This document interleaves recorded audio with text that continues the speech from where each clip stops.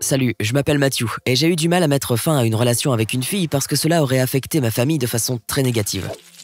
J'ai vécu avec ma mère presque toute ma vie et elle a toujours été géniale avec moi. Elle passait beaucoup de temps à aider les gens alors que nous étions nous-mêmes très pauvres. Elle participait souvent à des œuvres de charité, comme travailler dans un refuge pour sans-abri ou servir dans une soupe populaire, et je l'ai toujours admirée pour ça. Mais elle n'était pas non plus parfaite. Elle était un peu trop timide, si bien que cela faisait plusieurs années qu'elle avait beaucoup de mal à trouver un travail et nous avions des difficultés financières. C'est à peu près à cette époque que j'ai rencontré Emilia. On s'est plu presque tout de suite, et on a commencé à sortir ensemble. Elle était super au début, gentille et drôle. Tout allait si bien qu'elle m'a présenté à sa famille presque immédiatement. Il s'avère que son père était un homme d'affaires important. Il m'a beaucoup apprécié et m'a raconté des histoires toute la soirée, à tel point qu'Emilia a dû l'arrêter parce qu'il se faisait tard. J'ai réalisé qu'il pouvait aider ma mère à trouver un emploi, alors je lui en ai parlé. Il était heureux de pouvoir aider et a donné un travail à ma mère dans son entreprise. Ce n'était rien de particulièrement spécial, mais enfin, c'était un travail. Ma mère était très excitée mais aussi très anxieuse, et à cause de son anxiété, elle a fait des erreurs et finalement, le père d'Emilia n'était pas très satisfait d'elle. Ensuite, Emilia a changé. De la fille gentille et bienveillante qu'elle était au début, elle est devenue un peu gâtée et capricieuse. Elle se moquait des gens dans la rue et répandait des rumeurs sur les personnes que nous connaissions, puis s'énervait quand je lui demandais d'arrêter. J'imagine qu'au début, elle avait essayé de se montrer sous son meilleur jour, mais ensuite, elle s'était détendue et avait montré son vrai visage. Je ne supportais plus de passer du temps avec elle, et je voulais rompre. Mais je ne pouvais pas parce que je ne savais pas ce qui allait arriver à ma mère et à son travail. J'ai donc dû faire en sorte que ce soit elle qui me quitte. Au début, j'ai simplement décidé de l'agacer.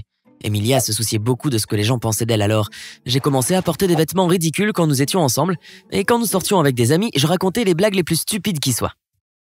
Elle a été extrêmement embarrassée et a agi comme si elle détestait passer du temps avec moi, mais pour une raison obscure, elle ne voulait toujours pas rompre.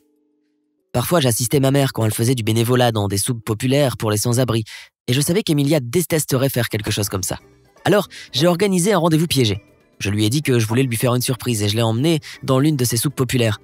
Et nous avons passé environ 1 heure là-bas à travailler jusqu'à ce qu'elle parte, dégoûtée et énervée. Elle ne voulait vraiment rien avoir à faire avec ces gens-là.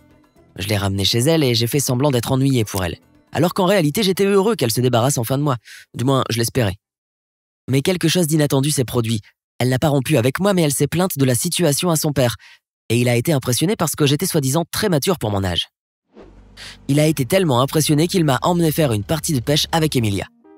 C'était affreusement gênant car il n'a fait que chanter mes louanges toute la journée. Pour lui, j'étais comme le fils qu'il n'avait jamais eu.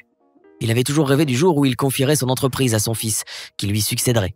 Emilia est restée assise et muette toute la journée à tripoter son téléphone, mais j'ai vu à quel point elle était déçue que son père n'envisage pas de lui confier son entreprise à elle. Bon, je dois admettre quelque chose. Tandis que je réalisais à quel point ma situation était délicate, j'étais aussi tenté par la proposition de reprendre l'entreprise. Vu les conditions dans lesquelles j'avais grandi, c'était une véritable aubaine. Je me disais donc que peut-être qu'Emilia n'était pas si mal et que je devrais rester avec elle. Mais la situation a atteint son paroxysme lorsque les parents d'Emilia ont fêté leur anniversaire de mariage. Ils ont organisé une soirée très chic dans leur manoir et je m'y suis senti très mal à l'aise, surtout à chaque fois que le père d'Emilia me présentait à ses amis. Après une longue série de poignées de main et de bavardages, le pire est arrivé.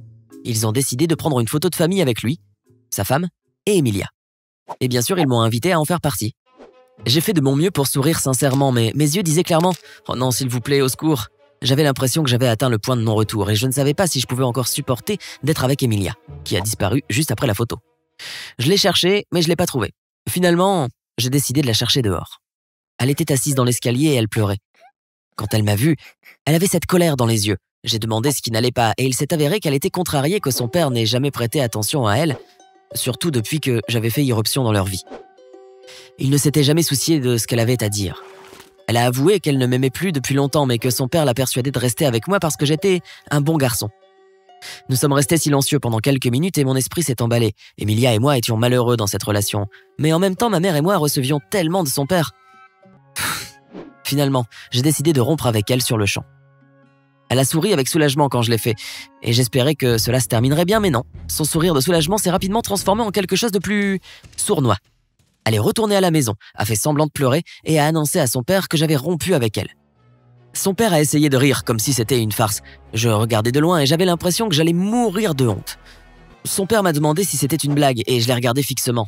Il nous a emmenés dans une chambre, Emilia et moi, et m'a demandé de reconsidérer ma décision. Le père a soupiré et m'a dit « Ok ». et Emilia m'a crié de partir, ce que j'ai fait. Son père m'a demandé si je voulais qu'il m'appelle un taxi. Je voulais dire oui, mais j'ai vu l'expression du visage d'Emilia et j'ai poliment refusé. Après une longue marche serrée dans mon costume, je suis arrivé chez moi. Je ne savais pas si j'étais heureux ou pas. Au bout d'une semaine, ma mère a perdu son emploi et j'ai dû lui dire pourquoi c'était arrivé.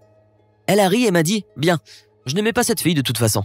Elle était très fière de moi d'avoir soi-disant fait le bon choix, mais je n'en étais pas si sûr puisqu'elle avait tout de même perdu son boulot. Mais elle était persuadée qu'il ne servait à rien de gagner de l'argent si la façon dont on l'obtenait nous rendait malheureux. J'imagine qu'elle avait raison. Et je crois qu'elle est sur le point de trouver un nouveau travail. De toute façon, je sais qu'elle n'abandonnera jamais. As-tu déjà vécu une situation de ce genre? As-tu déjà eu du mal à rompre avec quelqu'un? Mets un like à cette vidéo et abonne-toi à la chaîne.